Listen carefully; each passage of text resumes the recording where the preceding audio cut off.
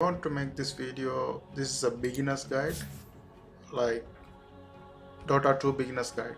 I played Dota 1, Dota 2, and Dota 1 is a lot of different now. They updated a lot, and there are a lot of differences. So let's actually see Dire's middle tower is under what to attack. do, what not to do, how to learn this game if you are a beginner. I'm gonna talk in the perspective of beginner. I started this game like playing almost 2 years now, or like you cannot even almost gonna be 2 years. But I learned quickly because I have experience in Dota 1. And if you played League of Legends, you have kind of ideas how to play this game. So basically, the purpose of this game is there's two towers, two actually ancients. This one, Dire and Radiance. These are two teams, and five heroes are assigned for both teams. Two support heroes. One support hero goes to the offlane. This lane is called offlane. The lane right side of the map is called offlane. The map is in the corner. You can change the map into any location from here. Like you can use the map to be left side, right side as you wish. Like you can switch the map wherever you want with the settings. But in the settings you can see you can also change the settings into showing hero faces. That's easy because you can discover which hero is coming to attack you. So there are like tons of heroes in Dota 2. Like if you see this many heroes to choose, that's why it takes at least an year to even after playing 2 years, I didn't learn all the heroes. Like I only know a particular like 10 to 15 heroes. Um like if I know very well heroes, it's only like 5 to 10. You can say 5 to 10, and 20 heroes only I can almost play. Other heroes I don't even have no like I don't have much idea. Like this hero, Earth Spirit, I still don't know how to play this hero, and this hero I still don't know, Ember Spirit, and the very difficult one, Morphling, I don't know. Like, but if you know how to play this hero, you will dominate every game. So it's hard to learn. So you have to pick the basic heroes. Like if you are a beginner and if you are playing for rank, the best hero to choose is this one, support. And if you are going for support, it's easy to win because support role doesn't affect the game very much. So if you are a beginner, the best strategy you can use is learn to play support hero, and the best support hero always is Ogre Magi. The why he's very strong is he's like he's hard to kill, and he has the power that stuns and lot of damages, and it also the third power also help your carries to farm faster and stuff. Now let's go and talk. Let's talk in the beginner's perspective. So if you are just really beginner, what to do in this game? So basically, two supports. See, support heroes and carry heroes. You have to know the differences. How to know the differences? You have to basically Google it because there are a lot of support heroes, a lot of carry heroes. If I start talking about the difference, it's gonna take a long time. So I didn't know the difference in the beginning. I didn't know the difference between carry and support. I choose the support role here. Like when you search the game, it will ask hard support, soft support. So when you're choosing hard support, soft support, you have to be ready to play support heroes. Otherwise, you will get a tons of report. Um, so you better know the difference between support heroes and carry heroes. These three are carry choices. Like if you're selecting these three, you should only pick carry heroes. If you pick support heroes for this role, you're gonna get a lot of reports. So you have to know the differences before you play in the game.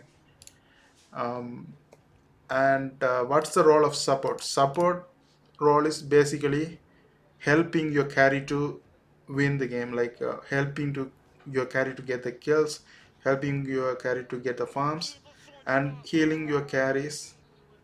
And then like it's basically supporting your carries to win the game.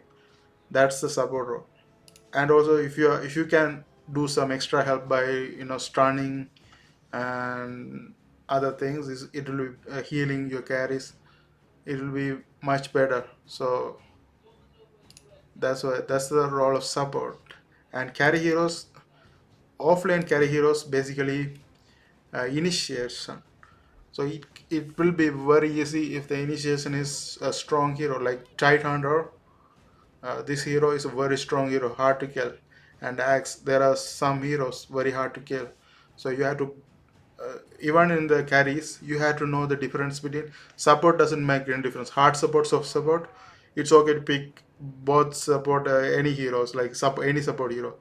But if you are picking carry, there's a difference. Which heroes goes to offlane, which heroes goes to mid lane, which heroes goes to safe lane. So what's the difference between offlane hero, mid lane hero, and safe lane hero? Offlane hero is strong hero or better hero to initiate. Somebody has to initiate the fight. So that's how you choose the offlane hero. And the mid lane hero, you choose how can you farm even if the like even if you are far, even if you like with the powers, how can you farm faster, like which hero can farm faster. There are certain heroes like sniper is best mid hero because he can shoot the creeps from the longest range. So it's better hero to farm. And also Zeus is good hero. Zeus is like he can put the power from long range and he can farm. So it depends on which heroes can take a lot of farm and also disturb the enemy heroes farm, like Viper. Some heroes has the power to disturb enemy hero from farming in the mid lane. So you have to choose wisely when you're playing mid lane. Otherwise, if the mid is ruined, the game is over. That's it. That's why because mid level faster, mid laning alone. Mid hero only one hero. Like if you see League of Legend and Dota 2, there's a difference. If you see League of Legend, I think the safe lane only one hero, mid lane two hero, off lane two hero. Like Dota 2 is different than League of Legend in that wise. In Dota 2, off lane two heroes, mid lane only one hero, and the safe lane two heroes. So there's a difference between League of Legend and Dota 2 in laning wise. And only one hero in the mid. One hero in the mid. And if you go to safe lane also two heroes. And there's a support also difference in safe lane and off lane. Off lane support can build some item selfishly, but safe lane, if you are picking a safe lane support, you completely dedicated to supporting. Like you don't build some damage item, or you don't build something like some item, like there are some item damage item that's just selfish, like you want to just get kills. That if you do that, you're gonna get reports in this game. That's the thing. When you're playing safe lane supports, they are fully dedicated to support the carry heroes, healing, warding. You have to do most of the wardings and healing, and then other all the helping stuff. Like the more item you build to help, it's gonna help you in the game. So that's how the games goes. And though the carry heroes in the safe lane, they choose according to the damage, like which hero can serve, like late game. You can also say late game heroes, like after 30 minutes, which hero will dominate, because there are timing for every heroes. Like some heroes are very powerful in the early game, like before 30 minutes. After 30 minutes, their power doesn't much impact the game. But if you are choosing a carry safe and carry, it's better to choose some heroes that is dominates in the late game. That's why, because the priority, like why what's the offlane and mid lane priorities? Passing the time, like preventing, like even offlane, when you choose offlane hero, initiation hero, the best hero to choose is the hero disturbs a lot. So other other lane heroes will focus on your lane. Like this lane is getting so much disturbs, so everybody comes here.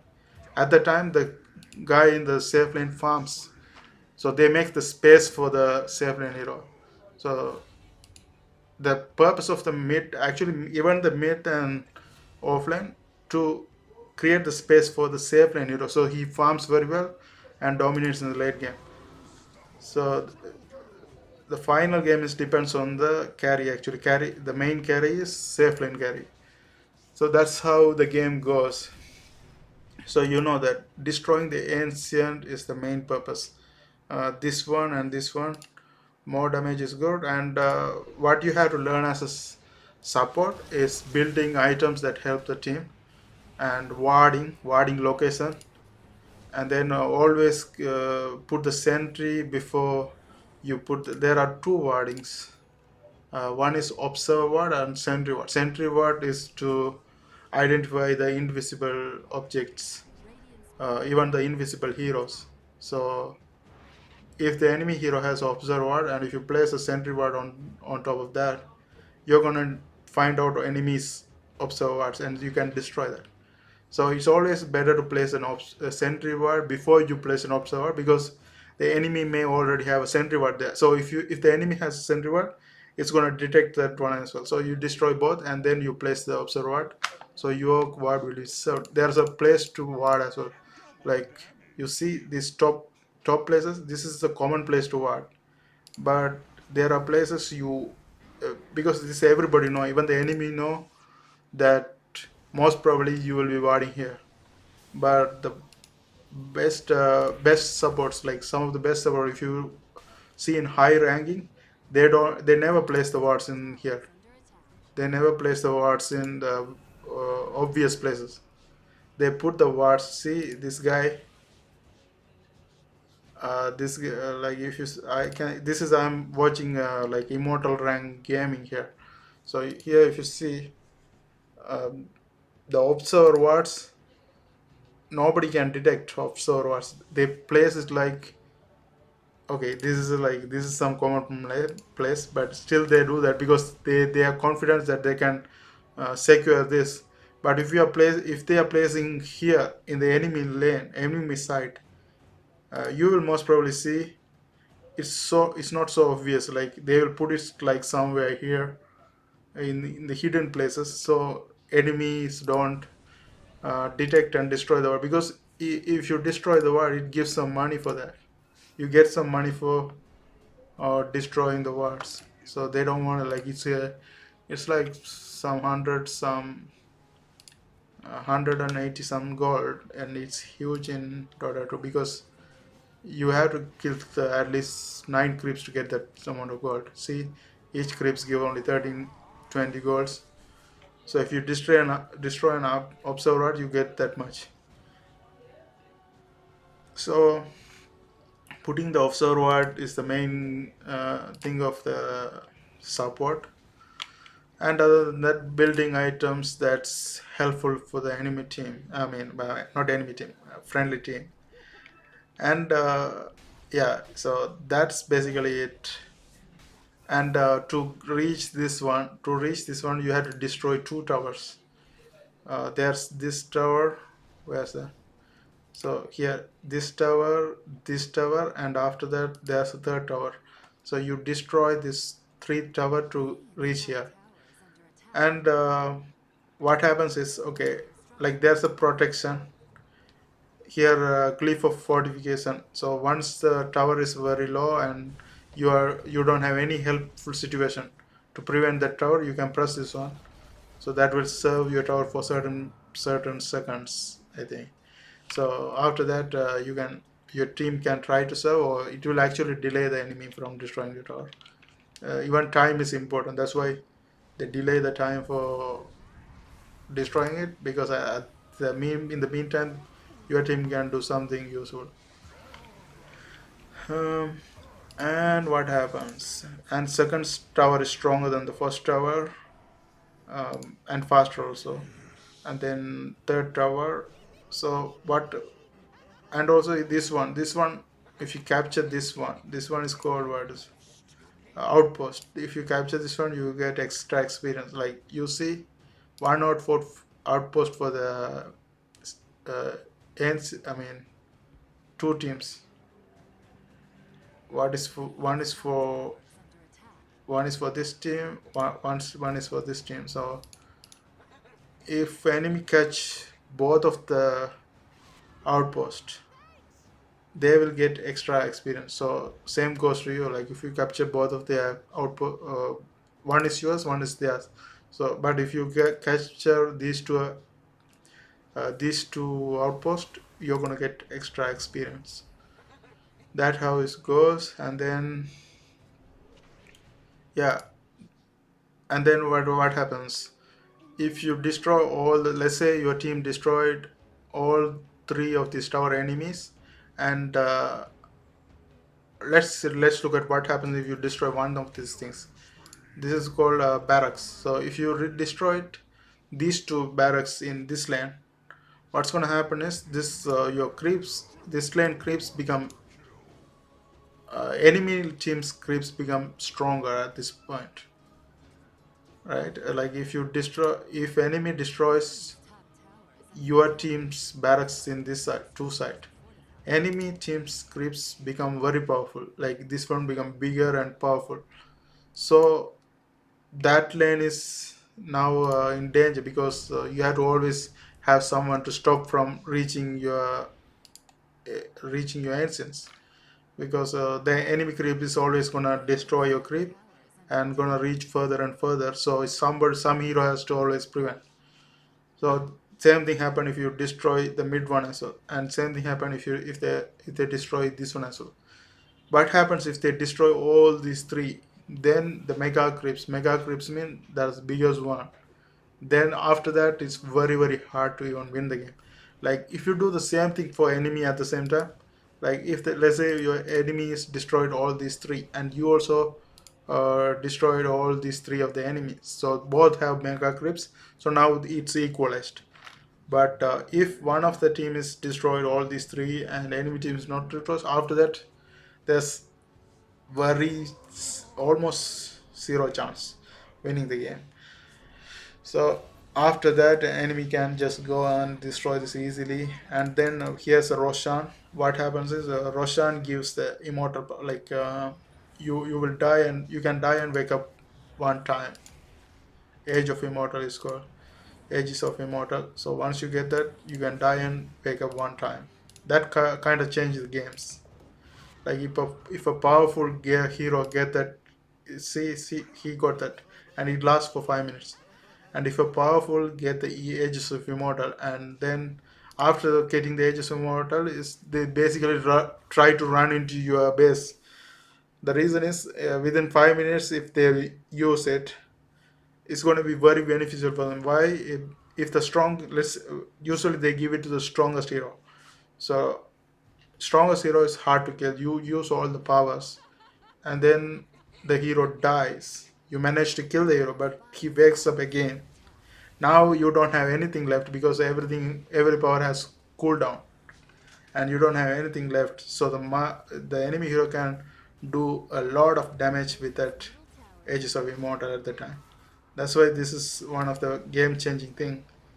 But another game changing thing is when you do this and you got caught by the enemy. When you try to hit the Roshan and enemies caught you, that could be game changing as well, because you all die there, then they go and destroy your base. So that's, you have to very carefully take the Roshan. But if you get the Roshan, you will increase your chance of winning, and that's how this game goes. If anything more need to be updated, I will update on my next video. Thanks for watching. See you guys on my next video.